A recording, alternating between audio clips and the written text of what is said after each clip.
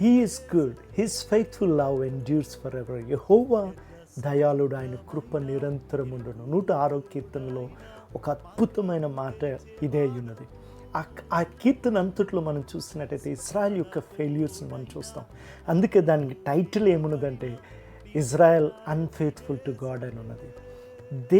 వారు విశ్వాస్యత లేకపోయినా దేవుడు మంచివాడు కనుక, దేవుడు కృప కలిగిన వాడు కనుక వారికి స్వాస్యాన్ని ఇచ్చి ఆయన మాట తప్పక నిలబడ్డాడు. అందుకే కీర్తనకారుడు 4వ వచనంలో ఏమంటాడంటే, come to me with your salvation so that I may enjoy the prosperity of your chosen one.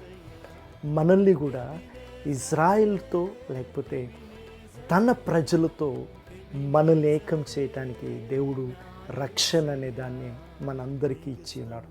ఆ రక్షణతో అలంకరించడం ద్వారా will enjoy the prosperity of God with the chosen.